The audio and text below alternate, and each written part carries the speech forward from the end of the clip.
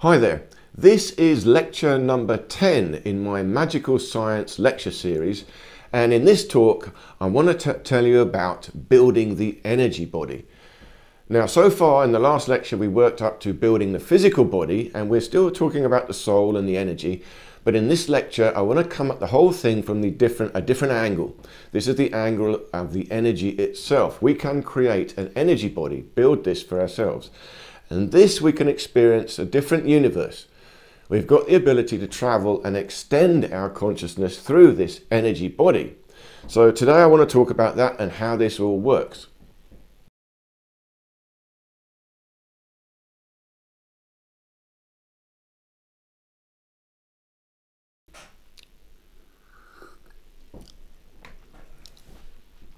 So my name is Toby, and this is Body Efficiency Training, and I've spent most of my life training in various different martial arts, internal martial arts, yoga, and various body work and esoteric practices and meditations. And I also have a degree in physics. I studied physics and I nearly did a PhD in theoretical physics, so I've always been fascinated with the universe and the mind-body connection. And this is what this lecture is about, the mind-body connection. If you look at lecture 9, I'm talking more about the body first. Now this lecture 10, I'm talking more about the mind first. The mind controls the body. The mind does come first. In the Taoist philosophy, they have a thing called the Yi, the E.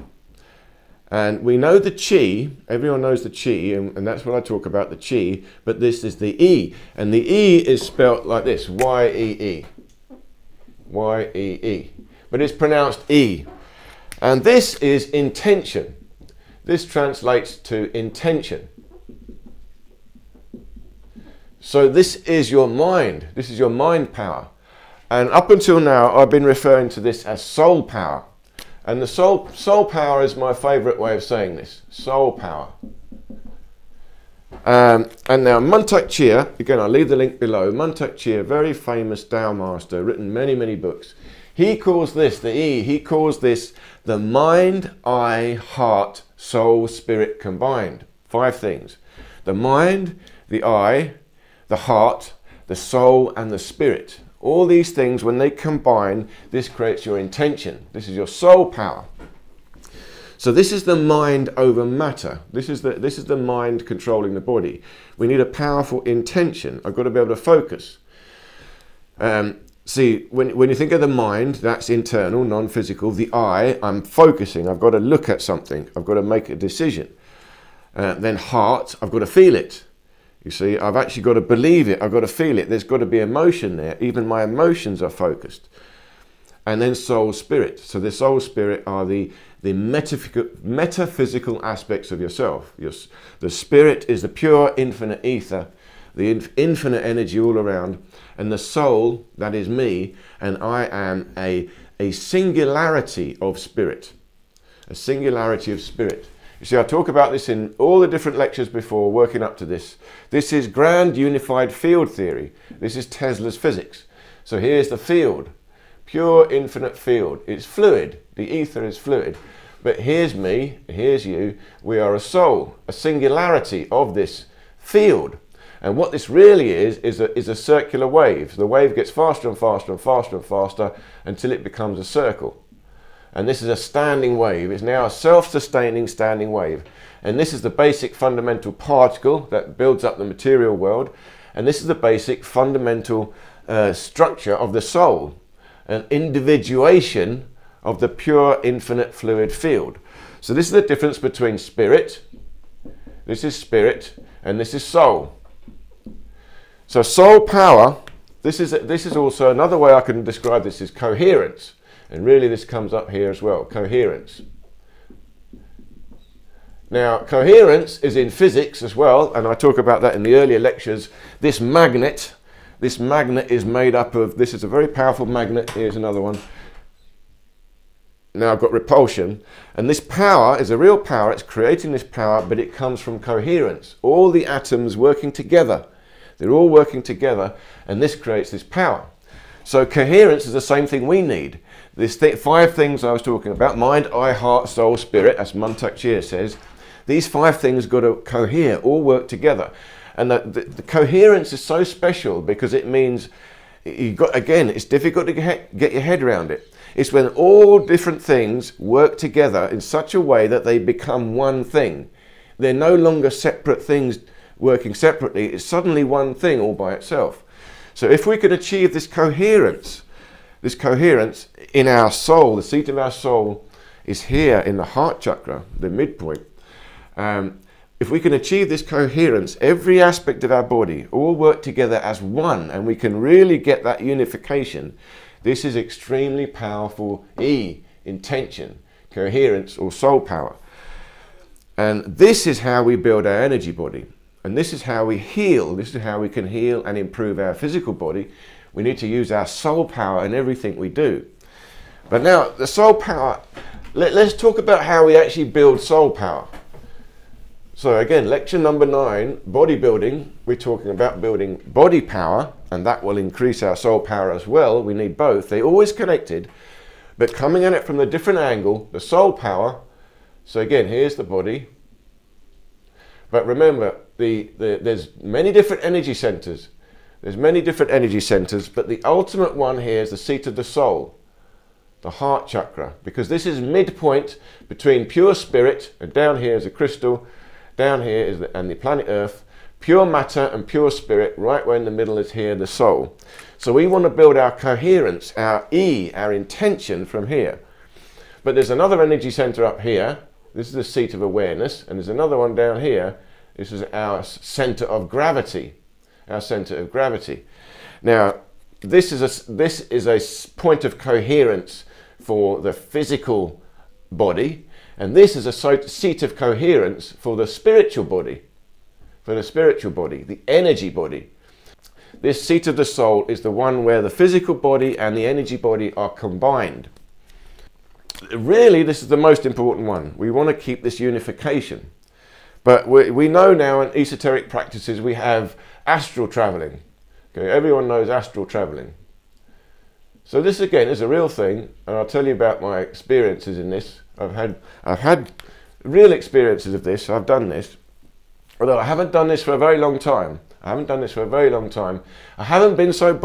I haven't been so bothered to travel away.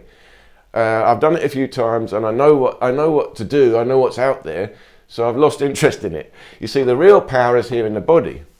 The real power is right here. I've got to build the connection with the physical body, the material realm.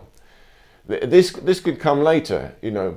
But again, another aside. But we know that if they're astral beings, there's beings living in pure spirit. They're not physical.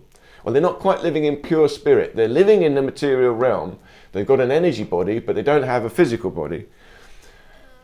But these guys really are jealous of us. They're jealous of us because it's better to be in the physical body. Here we're creating. We're literally creating. We're creating a singularity of spirit, and we're creating a singularity of matter. It's a very special place to be in this material realm, in this body. So no matter how sick your body is or how much pain you've got in your body, if you understand this, it's still worth being in your body.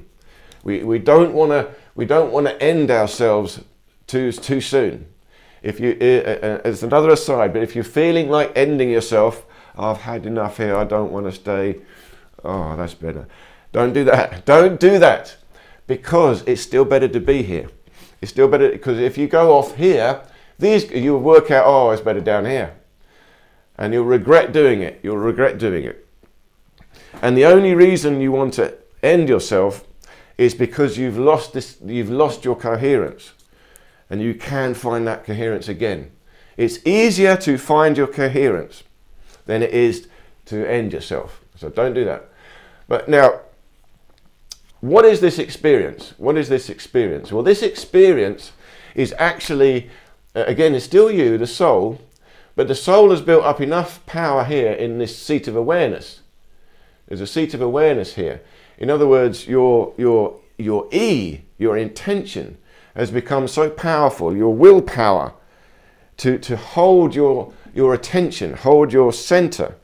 You see, when this is weak, We got no attention span. We can't even focus on anything. We're always daydreaming. There's nothing here. I can't maintain a focus. Now, when this is very powerful, even a very powerful one, a stare from a very powerful focus of intention, you'll feel it. You'll feel that, oh, there's something there behind that guy's eyes. And if that gets even higher, we have the ability to extend our awareness outside our body. And so up until now as well, I've been talking about building an aura. We have an aura, and the aura will extend from here, the seat of our soul, but we can also now extend our consciousness into our aura. And that's when we can start sensing things around us a bit more. And that extends a bit further and a bit further until we can actually extend our consciousness even further out into the universe, and it starts sort of traveling, having a look around. Again, if you look back at previous lectures, I talk about masters, master monks, and they slowly sit in meditation at the end of their life, and they know they're on their way out. They're doing this on purpose. They're moving out to an energy body, and they pass away here, and then hundreds and hundreds of years later, they're a skeleton, but that soul is still connected to this skeleton. You see, there's still this balance between the mind and the body. We're living here in a living body, so we've got the ultimate position of balance. This high-level master has got a further stretch, you see. Their body is way down here, and now their soul is up here. This separation has stretched further, and they can't get back to the middle now. They know that they can't get back to the middle. But they don't mind, because they're still feeling a connection to Earth through their own body, or through things on the Earth, or through physical matter. But you also get other souls that are not very wise. I'm talking about here a very advanced, wise being, and there's plenty of these hanging around that are not very wise, and they're not very pleasant when they're here, and they're not very pleasant when they're there. Now, listening back to this lecture, I realised I've got to add a little bit more, so I'm just cutting in to add this bit here. And I should talk a little bit more about disembodied souls, disembodied beings, because I'm implying that it requires a great level of mastery to become a disembodied being. But actually it just requires a great intensity, an intensity of energy, intensity of focus. And that could be very base, very painful. It can be suffering, it can be attachment, it can be all these things. So people or beings or souls can pass on, but they're still stuck in the material realm because they're stuck because there's a strong focus of emotional energy. They've got a strong focus, but there's no wisdom. They don't have a mastery. There's no mastery to it, so they're not connecting to spirit. But they are sort of suspended, trapped in the material world, but without a material body. So this is a bit more common. But again, these guys have got no real power. They can't do anything, so we don't have to worry about them. You can tune into them. And psychics do that. Tune into these lost souls, as it were. But we don't really want to. We don't need to tune into them. These are very low-level beings. I'm sorry to say that. Very low-level beings. And when we focus on our own soul and connect to pure spirit, this level of vibration is just so beneath us, it's irrelevant. So we don't have to worry about these tormented, disembodied beings. Not really. But this can happen. This can happen. And this is where psychics and healers are trying to heal a space, release a trapped, disembodied being. They're trying to help them go back to spirit. You see, they have no real control, no real power, so they can't come back. They can't reincarnate. They haven't got the ability to decide anything and do anything. Because when they were here living, they didn't have that ability. They had no mastery here. That's why they passed on in great pain and great suffering, or great attachment, great confusion, great ignorance. They're lost in ignorance. And again, what I talked about in previous lectures, energy vampires. When they're here, they're behaving like a vampire, stealing everyone's energy, making everyone feel down, little, bullying people. And this happens in small ways, and it happens in very big ways. And they'll continue to do that in their tormented state. But with a higher level of control of your intention, a higher level of soul power, a so-called healer is supposed to have that, it's quite easy to help these guys move on. You dissipate the energy and let them return back to spirit, where they can be at peace. And there they can find wisdom, but they can't find the wisdom themselves. They can't return to spirit themselves. They're sort of locked. They're trapped energy. They're trapped spiritual energy. Or they are trapped souls, lost souls. And again, you get people that lived a nice life.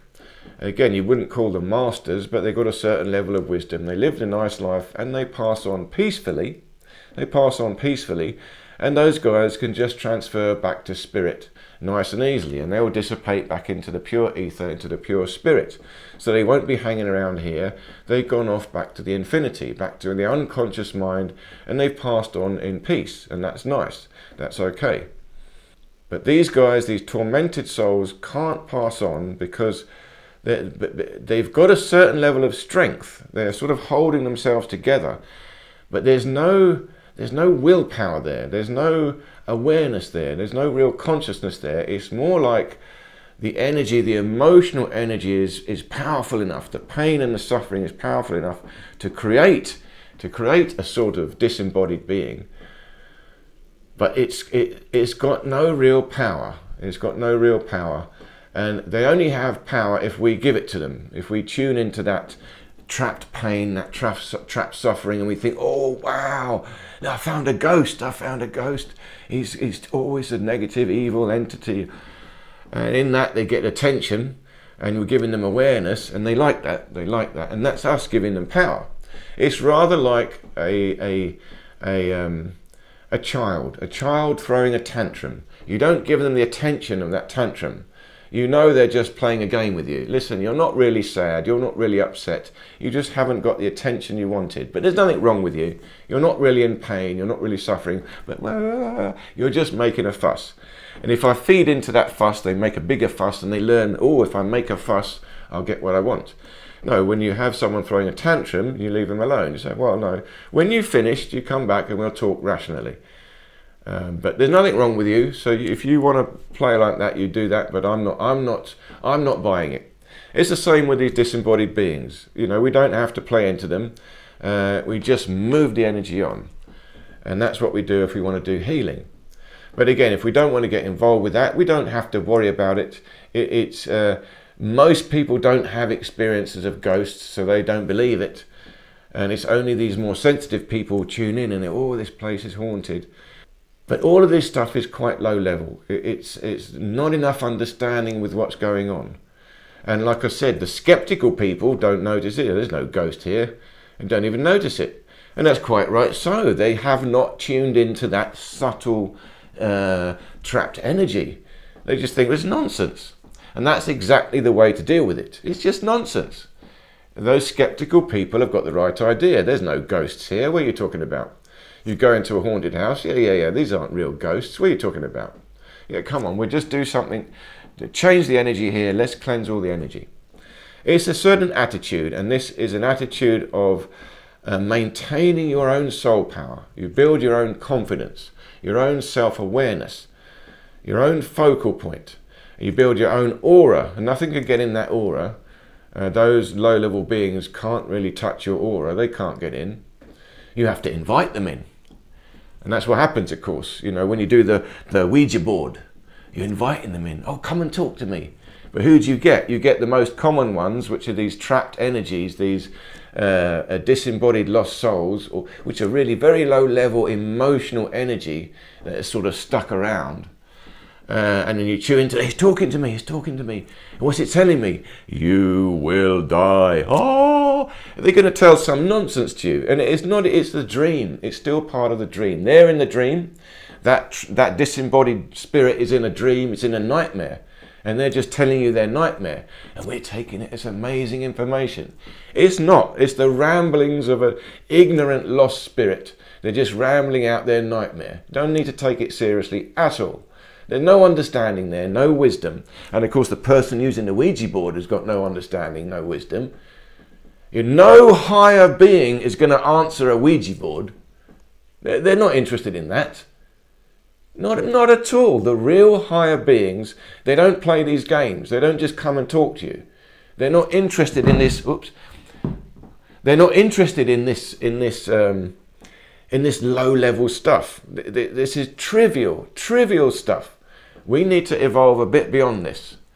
We need to learn a higher wisdom, understand how the universe works, and build our higher soul spirit.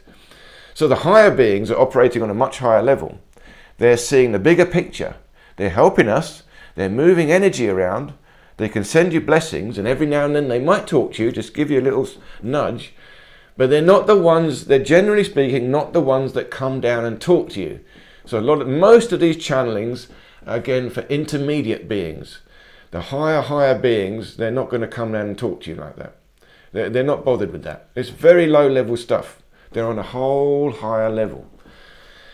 And so the beings that talk to you, give you these little messages, tend to be the lower ones, the ones that are sort of stuck here. They've still got unresolved issues. And they're a bit narcissistic. So the more intelligent ones, they're a bit more vampire-like, they're narcissistic. I will tell you the ways of the future. These sort of things. My children, listen to me. You know, they'll talk to you like children, and we all become like children. But what's happening is we're giving them our attention. They want more physical energy. They demand our attention. So they come and talk to us. And some guy's a channel. Yeah, our channeling will come and talk through me. He gets attention. Yeah, I'm a channeler. I've got a great being talking through me. Everyone come and listen. Now, I'm channeling. These lectures are channeling, but I'm not channeling any being. I'm not asking anyone, give me some words to speak. I'm just trying to tune into my center, tune into the true wisdom, and I'm trying to transmit that true wisdom. But I'm transmitting it. These are my words. There's no one else saying this. But I'm trying to channel pure wisdom. I've got a genuine intention in sharing these lectures. But I'm also honest. These are incomplete. These cannot be perfect. These words I'm saying cannot be perfect. I just hope I'm making enough sense that you can understand it and it will progress you.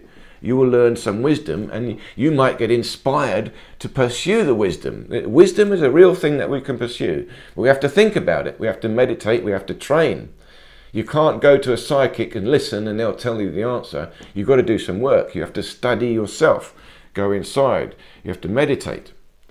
And meditation is again a bad word, but what I mean is you have to study yourself. Experiment on yourself. Go inwards. Try and work out what is going on. Try and work out what is going on. But anyway, this is an aside because I didn't mention this before, but low-level beings are out there. There are a lot of those low-level beings, but they are so low that they are virtually insignificant. It's just like if you have a house, a haunted house with these low-level beings. You can think of it as a dirty house. You know, there's just dirt everywhere, cobwebs, spiders. That's why they put them together. But what you do with a dirty house, you just clean it up, redecorate it, it's done. It's the same with these low-level beings. On an energy level, there's a sort of a dirty house where you just clean up the house, get rid of the cobwebs, blow out all the energy, the old stuck energy, and these low-level beings, they just disappear back to the spirit, and you've cleaned up the house. That's it. That's it. There's no great mastery involved with this. No great mastery with this. And you'll see it as well in China and all these different traditions. For example, in China, in the New Year, they go around making a noise, dang, dang, dang, dang, dang. They do the lion dance. And a lot of these traditions go around, they do the smudge stick. Go around with bells, you're making sound. So anyone could do this, but it's like you're just cleansing the energy. You're clearing up the house, getting these old energies out. And some of these old energies may be disembodied beings at a certain level, but they cannot have any real wisdom. They cannot have any real information worth sharing. So don't go looking at Ouija boards, because it will work, it can work, it does work, but so what? It's irrelevant. You don't want it. I don't want to talk to you. You know, well, I'm going to find some idiot to talk to with very bad intentions. So it can never end well. Doing that Ouija board stuff will never end well. It's pointless. It's pointless stuff. Don't waste your time on that. And the same if you're a psychic, if you're in the psychic world, you must concentrate on true wisdom. Don't just listen to what the voices are telling you. You've got to think about it yourself. You've got to tune into the pure unconscious mind. There's no single personality there. There's just pure wisdom. And you've got to study yourself. Study yourself. Okay, let's get back to the lecture. We've got a lot of channeling. Higher masters, angels, great spirits talking through people. A lot of channeling. And I listen to this, I look into it every now and then, and I say, well, is it any good? Now, the thing is, the channeling might be genuine. It might be genuine. Yeah, maybe this guy has managed to talk to another guy in the spirit world. But what you have to, we all need to keep a critical mind. We get amazed. Oh, it's a higher being talking to us. It must be true. No, just because it's another being, is non-physical being, doesn't mean he's telling the truth. He could be telling anything. He still might be an idiot. He still might be an idiot. So you listen to the words. First of all, you see, well, is this a genuine channeling, or is this guy just talking from his subconscious mind? You know, again, is he just daydreaming, or is it really a connection? He's hearing this from a real being.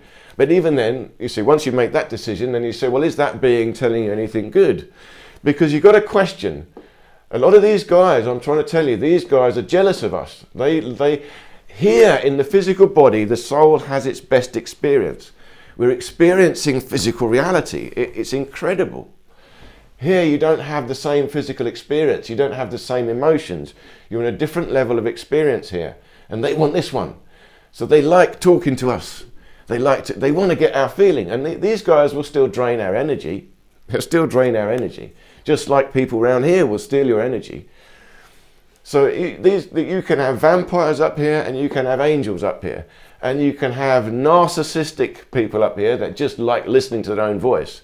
And that's when you get a lot of these channelings, you know, I am the ascended master, you shall all listen to me, ha ha ha, I will tell you the truth. Yes, master. Well, that just makes me laugh. I know if it's a genuine channeling, they're channeling an idiot. You know, we just laugh at this guy. But we shouldn't be scared of this either. You see, again, it all goes back to building an aura. If you can build a strong coherence, a strong E, you can protect yourself. No external spirit or soul can do anything to you. They can't. You can't be possessed if you have this aura. They can't do anything.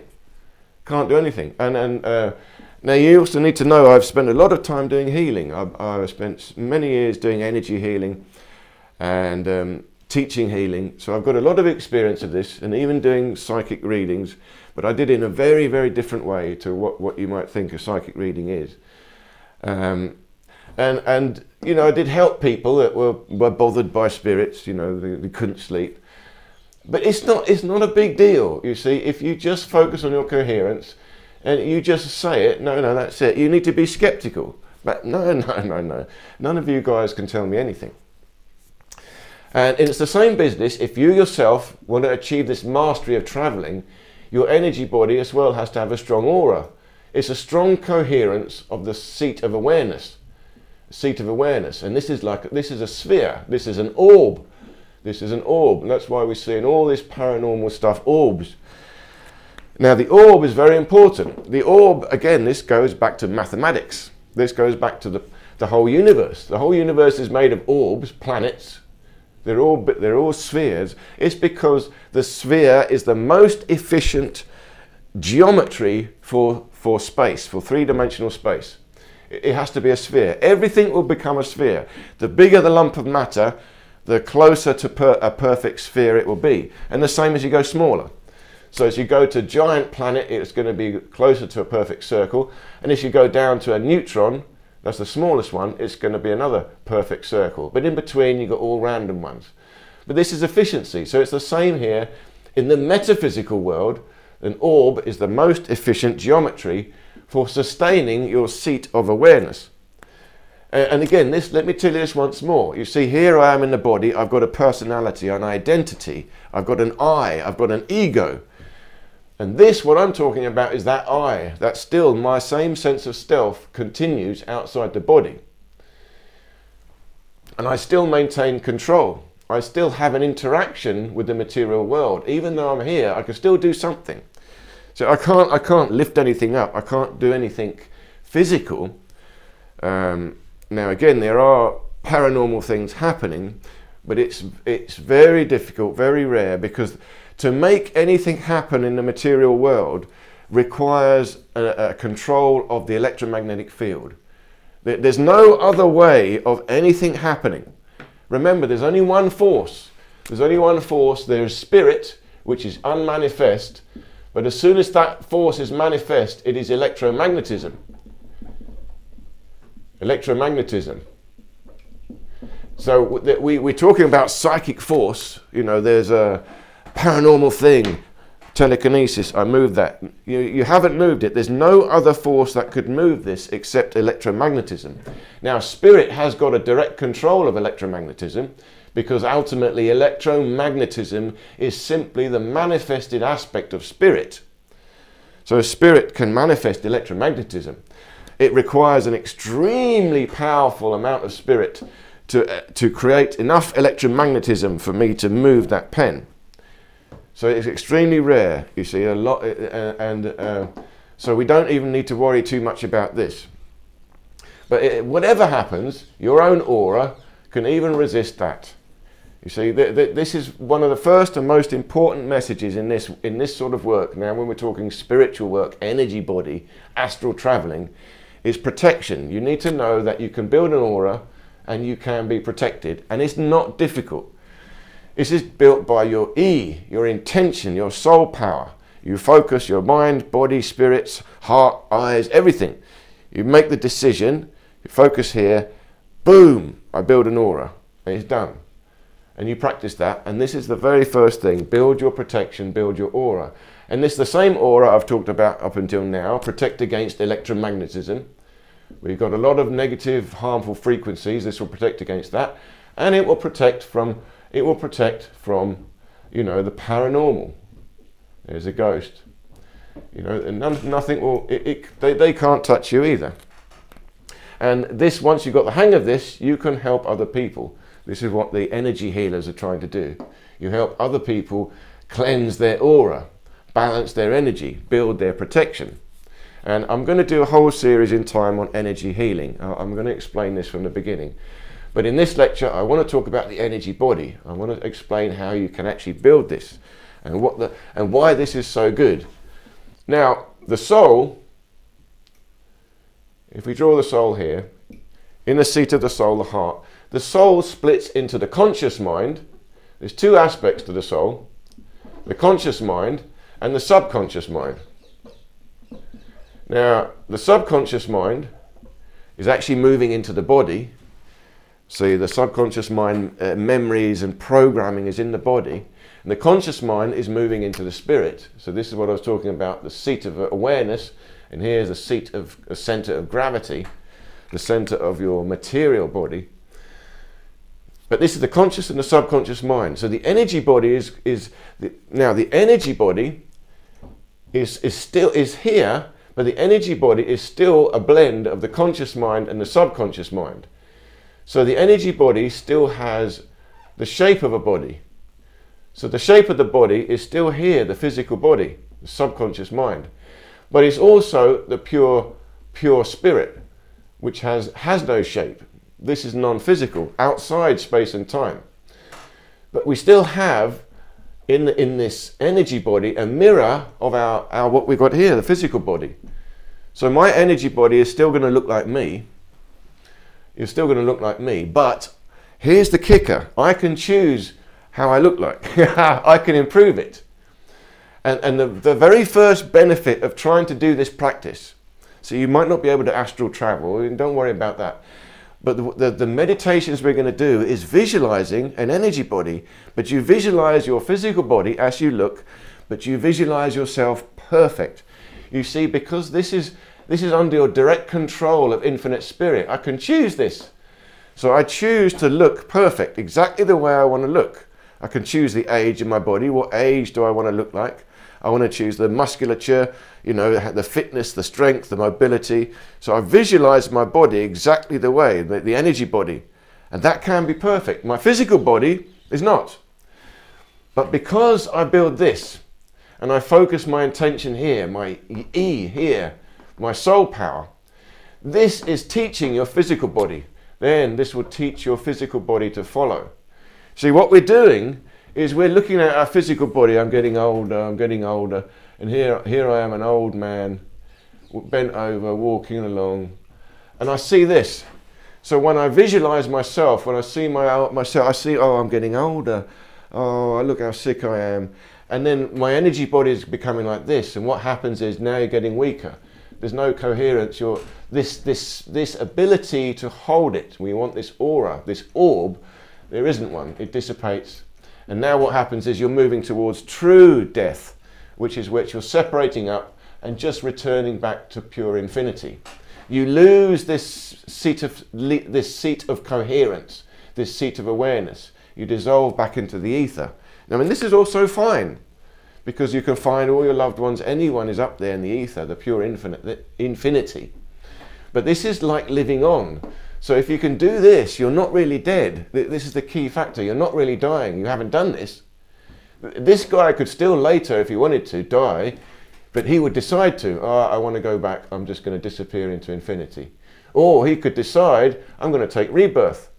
He might try and find a pregnant person, or get someone, organize a new body for himself or herself. But of course, here is no him and her. Now you're outside it. Here is him and her. This is pure infinity. This is non-physical. But when you can do this, you're teaching your body. You're regrowing your body. So either you're regrowing a new body, or you're regrowing your existing body. This is very important. If you can wrap your head around this. What I'm telling you here is your intention, your mind power, your willpower can actually create your body. It can create an energy body, and it can create a physical body. Now, don't be confused. This can't be instantaneous. You have to grow. You see, this body as it is now, I've got to start teaching it. I'm teaching it. And now the new cells grow, the new DNA grows. I'm teaching the DNA. I'm telling the DNA what to do. But the DNA must follow through this process of growth. There is a process. This has to grow. It has to go through the cycle of the 5 elements. And that means, remember, I said this in the very first lectures, the process of materialization, manifestation, has to follow particular mathematics, and it is the mathematics of the golden ratio, which is phi. The golden ratio, this is the Greek letter phi, represents the golden ratio, and there's a lot of mathematics about this, and it's to do with growth. So everything in the universe anything that manifests in the universe must follow this mathematical process. So this energy body here, this disembodied spirit, must follow the process of phi to create anything material. So I'm teaching my body to regrow into a better one, but I have to acknowledge it takes a process of growth. I've got to feed it, I've got to practice, I've got to train it, I've got to grow it. And the same thing here, if it wants a new body, it's got to help this pregnant lady grow and grow and grow. So it's got to go through this process before it can have a new chance. It's a new life, a new body. So how do we do this? How do we build this energy body? And then and once we built it, how can we stretch it out? How can we travel in it? Now, traveling, first of all, traveling is dreaming.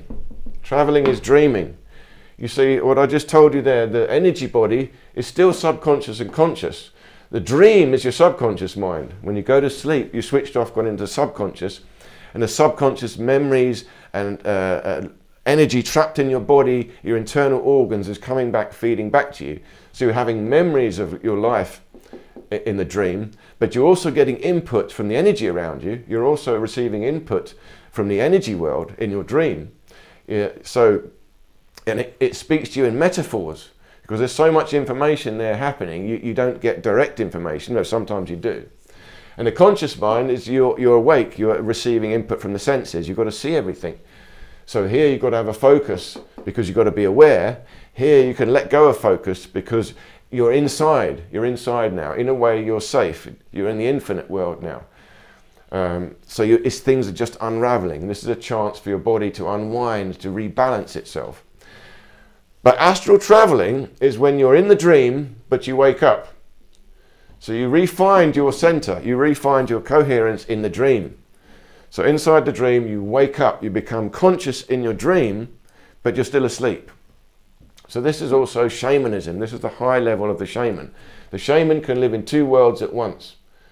In the conscious world, I'm aware of the things, I can see, I know what's happening, I'm aware of I've got to fight, but at the same time I can sense the energy. I'm in the dream, I can see what's happening, or feel, it's more about feeling, I feel what's happening.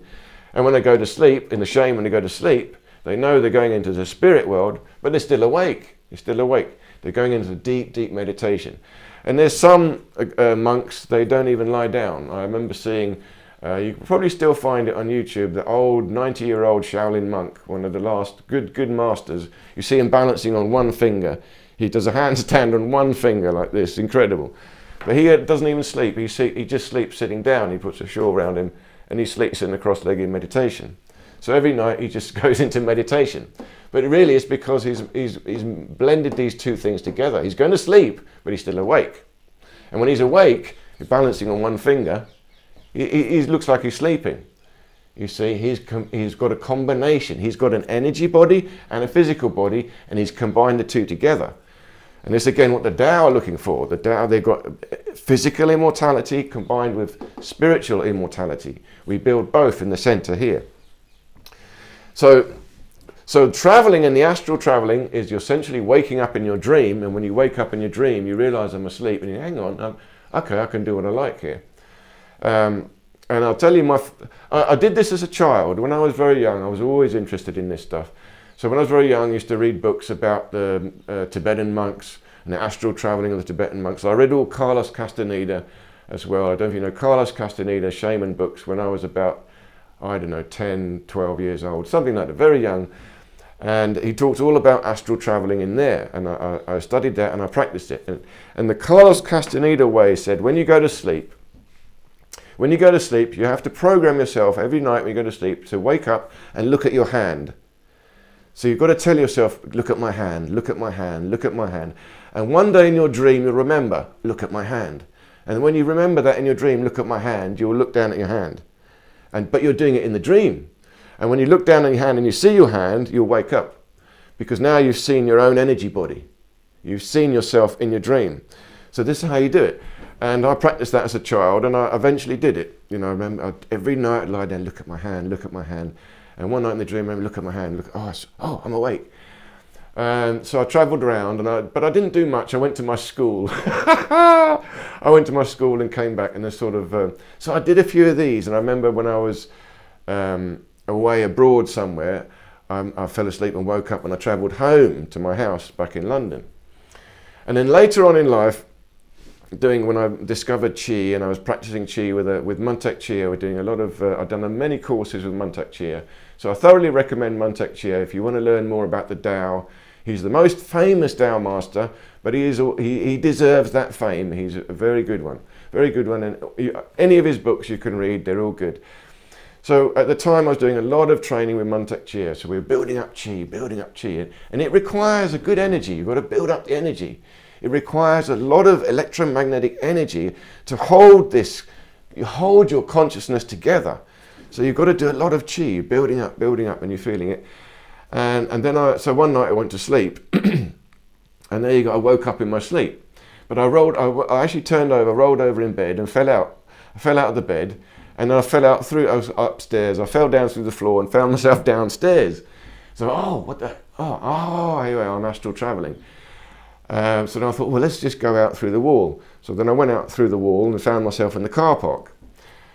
And then in the car park, I thought, well, I'd go anywhere now. Where should I go? And I couldn't quite think where to go.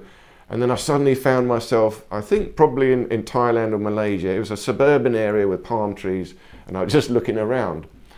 And then as far as I remember, the next day I thought, well, okay, I've done all this stuff before. What should I do next? And let's go up into the cosmos. So I decided to go up in the cosmos, but I got scared, you know, because when you start going up, you get quite scared. You go, and then I woke up. So I got scared, and when I woke up, I regretted it. I thought, come on, Toby, you can do it. Let's get out there. This is many years ago, many years ago. So then from then on, practice, and I thought, the next time I get a chance for this to happen. You see, I dream all the time. Well, I don't dream all the time, because sometimes I want to go to the unconscious. The unconscious is the midpoint. So that's what I was saying before. I'm not that bothered about traveling everywhere. I'm bothered about now just simply building my coherence in the center point. This is the point of inertia. This is where I can create energy, create life. So ultimately what I'm telling you now is an extension of the practice. And you may feel this, it may happen to you, but it's not as important as just building the dam, building it right down here in the center. But anyway, let's just tell you the story. So when I got the chance next to do this astral traveling, so yeah, normal dreams, I might have experiences and talk to people. I do see lost loved ones occasionally, and I do have inspirations in dreams. But they're just dreams. But occasionally I do still wake up and I'm doing a bit of an astral travel, and I'm actually awake and traveling somewhere. So the next time I had the chance to do that, I had an astral travel. I thought, well, I'm going straight up to the cosmos. So I went straight up, and I could just see the planet Earth going down, down, down, down, down. And you still feel scared because I'm not completely separate from my body. You see, the astral body is here traveling away, but there still will be a connection. There's still connection. And I want to keep that connection, but the further you get away, you still feel, oh, how is this going to break? Is this going to break? And the main thought was, I'm going to get lost, because you're going out into deep, deep space, and the Earth is just going now disappeared. Now I don't know where am I? I'm going further and further into space, further into space. And again, the second time I got scared and came back again. And I thought, oh, I wish I didn't get scared. I got further.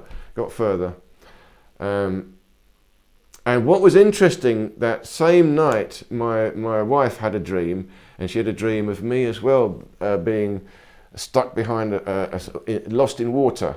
And there was a pane of glass, and she was breaking the glass, and then she broke the glass, and I came out. So it's very interesting. She had a dream, because again, I was stretching away. She must have felt that I was stretching away, and she just helped to bring me back. So I get lost. You see, I'm feeling I'm getting lost.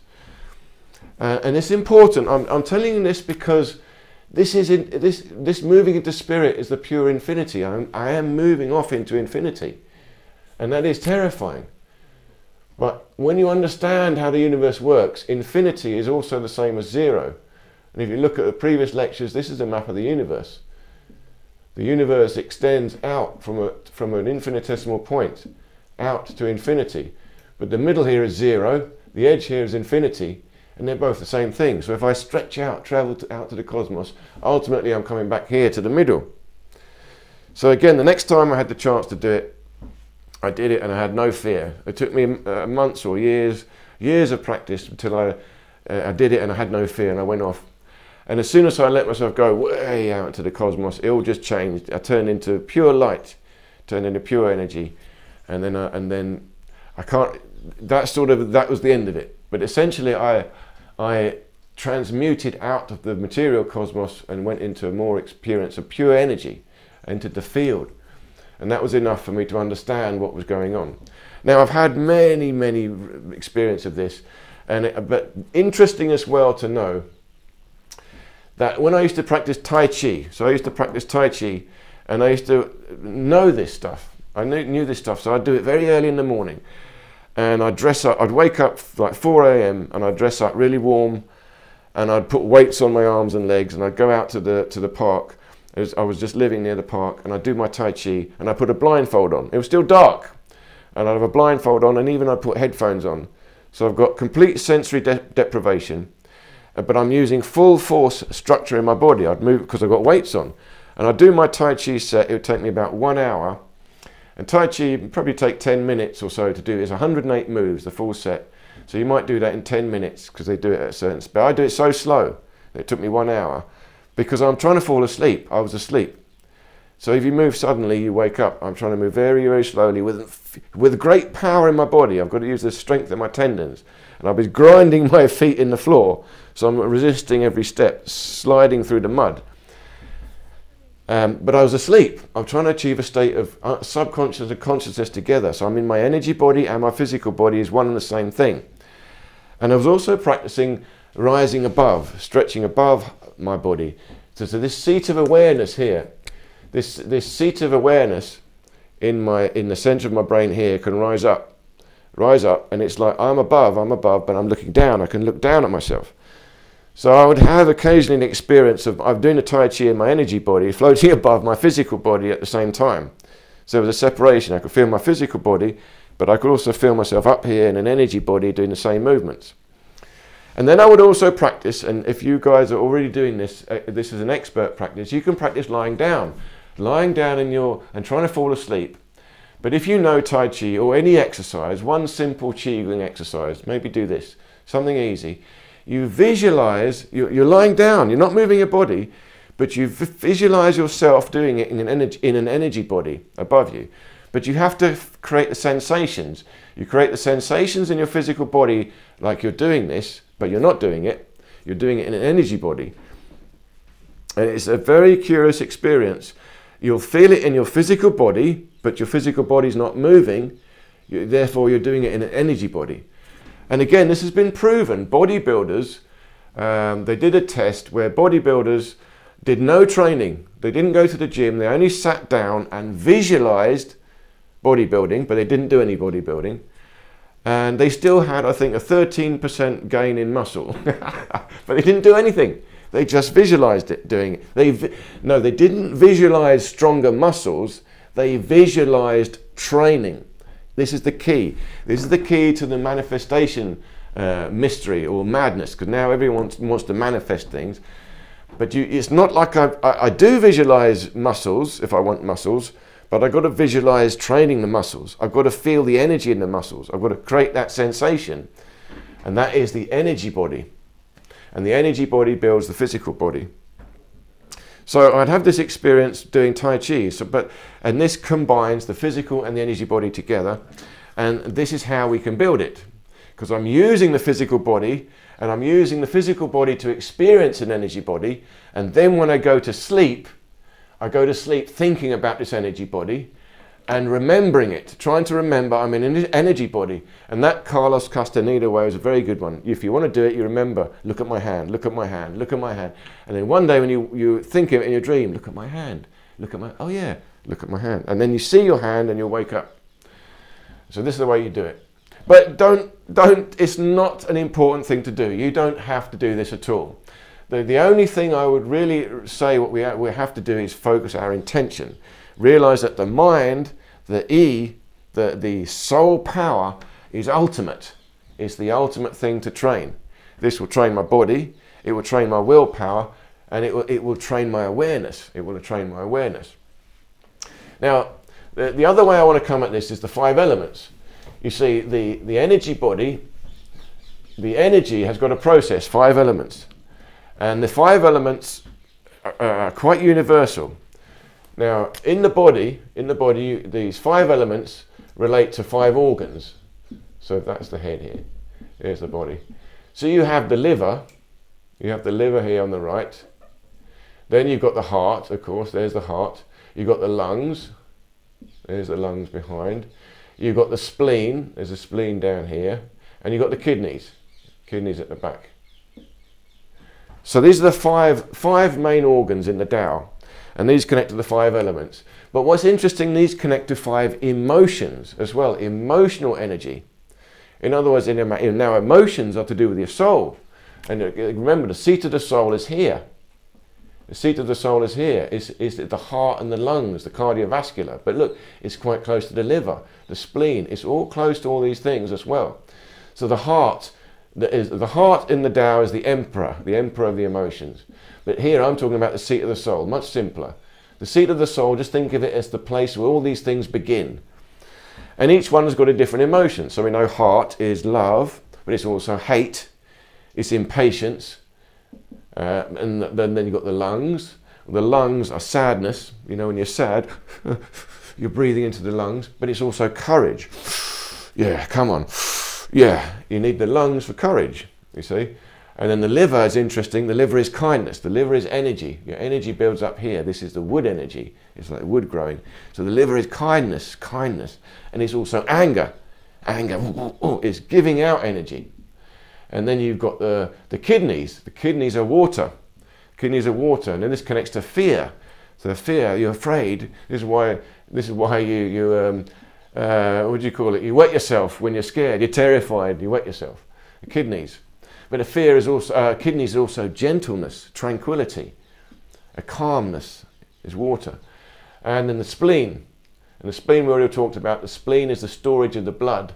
But the spleen is the balance. It's the earth.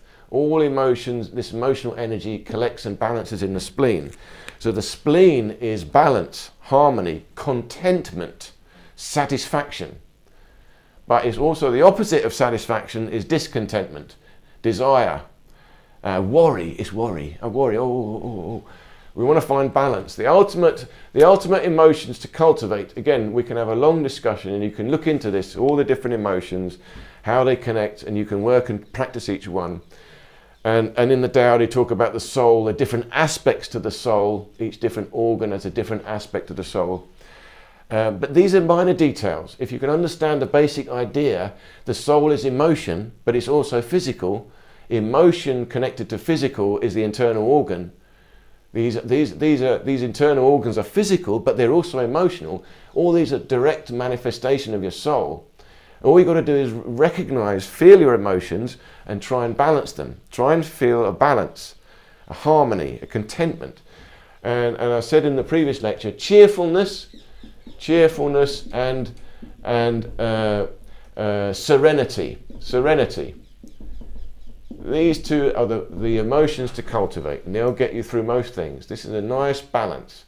So whatever you're feeling, overly emotional, anger, sadness, anything, just try to come back to, okay, let me just cheer up. Let me just cheer up. You only need to be cheerful. That is just slightly optimistic. When you get too happy, there's too much joy, again, you're burning out the heart.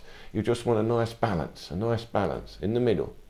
And serenity is, again, a harmony, contentment, but it's got a good balance of awareness. There's a good balance of awareness with serenity, because there's a bit more going on. You still want to balance these two things as well. And down here is the seat of your energy. The electromagnetism builds up here. Here's the seat of spirit, the unmanifest. Here's the seat of the manifest energy. So this is the electromagnetism. And this connects to the nervous system. So the nervous system connects to this here, the seat of energy. And here's the seat of emotions, your seat of the soul. So these are three main energy centers that we're working on. And this is what we have to do, think about these energy centers to build our energy body. And we work on this, feeling an energy, electricity moving. We work on this, feeling this serenity, this calmness, this balance. And we work on this, feeling this awareness. I'm aware. I maintain the integrity of my being. And then building the energy body, again, we choose that. We decide it, we feel it, and then we build it. We focus the energy. Here is the pure spirit makes the decision. I decide, this is what I am, this is what I'm going to be. Then I believe it, I feel it. So here I've got to make a decision. This is actually the thing that we have to understand. Energy work is very simple. It's only one thing you have to do is make a decision. Because it's pure unmanifest becomes manifest, it makes a decision. I decide to have an energy field. Boom. But you can't make a wishy-washy decision. I've got to believe it. I've got to believe. Oh, how do you believe? Believe. I've got to believe it. So this is the heart. I've got to feel it. So yeah, I can decide. I want to have a perfect energy body. Yeah, I can't really do it. No, I've got to believe it. And then I've got to feel it. I've got to feel it. I've got to feel it in the body. I actually got to feel the energy. So this point here, remember, integrating the energy body and the physical body, I've got to feel. I'll feel the electricity, feel the muscles, feel the sensations. This sensation of touch is feeling, but this is electricity. The touch itself is electricity. And if I'm careful, I can feel inside my body. I can feel what's going on. And then I can feel the aura around me. This is Jedi training. This is Jedi training. This is Jedi training. It really is. It really is. Because what is a Jedi? A warrior priest. They're warrior priests. You see, they're warriors. They make a decision. They believe it. It's a priest. But they also feel it. They're working the chi. And these guys, of course, live on. You know, what did Obi-Wan say to Darth Vader? Darth Vader, Obi-Wan, they were fighting, and Darth Vader, Obi-Wan realized he's got to move on, he can do more work on, so he says to Darth Vader, strike me down now and I shall become more powerful than you can ever imagine. But Darth Vader doesn't really understand that. You see, the dark side don't understand the higher wisdom, so he strikes him down. And of course, Luke Skywalker then is very sad. He sees his master go, but his master just turns and goes. He vanishes. He's gone off. He's gone off in his energy body. So we got Jedis that live on. And later on in the movie, of course, Luke Skywalker needs him, and there he is. He's in his energy body. Feel the Force, Luke. He's telling him. And this stuff is really going on. We do have these disembodied beings, and some of them are good guys. Some of them are really good guys. But notice the really good guys, they don't interfere much. They interfere in a subtle way. They're very careful because they're moving energy as best they can. The other guys, we also get idiots. And these are the ones that tell you these messages. I am the great master here. Yes, I will tell you what happens next year. Do this, you know, make this offering to me. They want offerings. They want to feel energy again, so you have to offer to them, pray to these little things. And again, these are just jokers. These are just jokers. And the same in this world here. You've got gas men. Yeah, do you want to fight? These guys up there are jokers. They think they're trying to scare you. They're just jokers. They're just jokers. None of these guys can bother you. It's very easy. You make a decision. You're a Jedi. Boom. These guys can't touch you. And this is how you help other people. You can heal them because, yeah, off you go. It doesn't matter. And just as an aside, you see, the Jedi have a lightsaber. It's the same thing. I've done sword. I'll leave some links below to me doing the sword. But the sword, Tai Chi sword, and the Qigong people, they know how to use a sword. They're extending their Qi into the blade. And you'll see in Tai Chi, they'll do this, right down to the end of the blade. And what they're doing is projecting their energy into the blade. So now they've unified their body, their energy, with the sword. They've made a unification. They've extended their energy body into another piece of matter. This is now inert. This inert matter has now been activated. It's now alive. I've connected it to my energy body. This sword is now part of me. You see, and the same they do drawing, calligraphy. They connect the pen. And this means the energy body is projected into this piece of inert matter. And as they do magic, that's the magic wand. You see, and they're casting spells. Reiki have this. Reiki, they draw symbols. But they're drawing symbols. Again, they're learning some. But ultimately, all this is freestyle. It's pure channeling. I mean, I'm doing it now. This is pure channeling. I'm just flowing the energy, letting the energy come out. But I know what the intention is. I've made a decision to do something good. Then I'm allowing it. I'm believing I'm going to do some good, and I'm feeling it. It's letting it happen. This is how you do healing. But what I'm talking about here is the extension of your energy body beyond your own physical body, outside into a weapon. And then, of course, your sword is really a lightsaber. It becomes a lightsaber because it's metal. The spirit controls the electromagnetic force. I'm literally electrifying the blade to some degree. And there is a theory that says these blades, they did have electric blades, because you see some very funny swords, very funny shapes, and that means they look like they should be electrified. So you could have a great Tesla coil, and that will electrify the sword, and the sword would have a bit of a plasma to it. And that's quite possible to do if you look at these shows where they're using lightning. So it's not a big deal. You could have these lightning swords. But just in what I'm talking about is I'm creating my own lightning. I'm creating my own lightsaber, projecting energy into it. So these are the practical applications of your energy body. But I would say for most of us, the most practical application of building your energy body is you're helping yourself to remain calm and control your emotions. In the last lecture, number 9, I was talking about controlling your hormones. Again, requires controlling your emotions. And here again, building your center requires controlling your emotions. Now, we're all going to have emotions. They're always going to happen. It's not that you can switch them off. You don't want to switch them off. You want to feel powerful emotions. You see, you will feel more power. See, if I feel grief, I will feel a lot of grief. But I know that grief is a vast amount of power. I channel it. I allow it to pass through. And if I feel love, I will feel a vast amount of love. But I'm not I'm not losing myself into it. I'm harnessing it and recognizing it as pure chi, as power, as energy.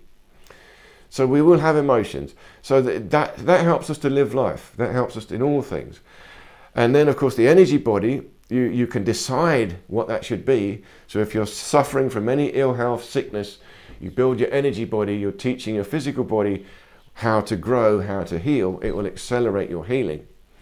And you're maintaining, you're building your coherence. You've got to embody this body, this physical body completely, right up to the fingertips. You've got to use your energy body to occupy your physical body. So if I'm just standing here now, embracing the tree, but I've got to feel the sensation all the way to the toes. Feel inside my bones. I've got to feel, and I visualize the whole thing made of energy. Now I'm synchronizing my energy body and my physical body together, and I'm finding the midpoint here in the point of inertia, the seat of the soul, balancing it all out, and then I build the aura. Build the whole thing into a ball, an orb. So this is the very simple practice we can do. Very, very easy once you get the idea of what it is you're trying to do. And then, of course, lastly, it'll affect your dreams. You can allow it to affect your dreams if you want to, but you don't have to. It will help you also sleep deeper. If you don't want to travel, you just want to go deep into a deep sleep, you go inside to the middle, which is what I do now. I mostly go into the unconscious. I just want to go into a deep emptiness when I wake up refreshed, brand new. But I do have still occasionally very, very powerful dreams, but I'm not seeking them out. I'm not seeking them out. And again, this is an interesting thing. In this higher esoteric work, it gets very distracting. You know, in the physical work, when you start building chi, you get strong. Again, it's distracting. Martial arts, power, oh yeah. And then you get arrogant. And it's the same when you go into this astral world. Oh, I can astral travel, I can see visions, it gets very distracting. But yeah, and you get lost in it. But the point is always to come back to the center, the unconscious. So that is the main thing. You don't get distracted. It's like distracted by the lights. It's not the lights you're seeing. It's the pure infinite energy you want. But when you see the lights, it's a good sign. Okay, now I'm entering a different frequency. I'm now at another level, and that's nice. Okay, let me see what I can learn here, but I maintain my integrity. So you're traveling in the energy body. I can travel into this abstract world of the dream, and I can travel around in this physical world. I can choose which one I want to do, but I don't get lost in it. I don't get lost in the dream. I know it's a dream, and I don't get lost here in physical reality. I maintain my freedom. Ultimate freedom is in the unconscious. It's in the emptiness, the infinite void. In the Tao, they call this the Wu Chi, the pregnant void. Pregnant void, very nice way of saying it. And I've talked about this before in the ancient Greek. They call this inertia. Inertia. Inertia means pure potentiality. It's rest, it's inertia. But in that rest is infinite potential energy. So really, we still want to go to this point of inertia in the middle, and all this happens in the universe around it. So all around is the whole universe, but in the middle is the point of zero, and out towards the edge is the point of infinity, and all this movement happens around. It's like the storm, this is the vortex. But really, we focus on the eye of the storm here, the midpoint, the point of balance. And then we also got 2 more of these. And you've got many more. There's 7 more, or some 9 more, 12 more, and you can have ones outside your body, as I was saying, up above your head. You can focus up there. All this is minor details if you get this basic idea together and build your center from here. This one is always the safest one, the one that you want to come back to. The midpoint between matter and spirit. The midpoint of all your internal organs, all your emotions, all your experiences. The midpoint between the subconscious and the conscious mind. Subconscious, conscious mind, here is the midpoint. But the midpoint is the unconscious. The unconscious. So there's the dream, there is the wake, and there's the unconscious. To sum this up, I would say we can look at it like this. I am a soul, and the soul is still part of this fluid ether. It's pure fluid. It's unmanifest, but it's a singularity. It's a singularity of this pure fluid. So I am one with this whole fluid. I'm made of this fluid. We all are. but I'm a particular singularity of it. I can extend out into it, and I can contract back towards myself. So, because I am part of this, I am this fluid. And this, my body is crystallized. It is crystallized spirit. So this is a crystal. But this crystal is matter, but matter is formed from the ether, the spirit. It is quite literally crystallized ether. So this is crystallized spirit, this is crystallized spirit, or lots of different types of crystallized spirit. So I am pure fluid spirit, a singularity of pure fluid, and I am also pure crystallized fluid, solid crystallized. It's still just fluid, it's still just fluid, and in between these all lots of different things are happening, and many different interactions are happening. And I can optimize these interactions. I can't control everything, but I've got a certain amount of control. I can steer my life the way I want it to go, because I can utilize this process of growth. I can utilize this process of growth through the mathematics of phi. Now that sounds a bit complicated, but it just means I've got to think like a farmer. I've got to grow my life. I've got to grow my body. I've got to plant a seed. I've got to nurture the seed. I've got to feed the seed, and I've got to let it grow, help it grow. I've got to think about my body. I've got to train my body, and I've got to let it grow. Same with my soul, my emotions. I've got to train my emotions, my awareness, and I've got to grow my soul. So this is how I can create the life I want to live, and how we can heal ourselves. And out of all that, the simplest thing to remember is the seed of the soul is here. Any issues, any problems in life, if I can come back to just remembering this, deep breath, send to yourself in the seat of the soul, just remember that I am unmanifest and I am manifest. Usually when I'm in trouble, things have gone wrong, I've lost this focus, and come back to these two emotions. Just remember, okay, cheer up, chin up, just cheer up. All I need is a little bit of cheerfulness. And when you remember that, you'll get serenity. Okay, calm down, it's okay. There is a way through this, Let me just get my awareness. And this simple practice, I would say, is my best advice for living life in general. And I try to do this. I'm not saying I do this all the time, but I'm getting better at remembering this. I'm getting better and better at remembering this, and we can always improve it. So I hope this lecture made sense. And the last two lectures are going to be very interesting, different again, very interesting. But so lecture 11 and 12, I'm going to be talking about the external world again. So now lectures 9 and 10, I'm talking about the internal world, the body and the internal body, and now the soul and the internal soul, or the energy body. So now we've got those two. Now I'm going to talk about the external world in two different ways. So do stay tuned for that. The next lecture is going to be, again, very radical. It's going to be perhaps the most radical lecture. So I'll let you know when that. Keep your eyes open for that. It should be coming soon. Okay, thank you so much for watching, and do check out the previous lectures. They all do lead up to this one. So yes, thank you very much for watching, and have a great day.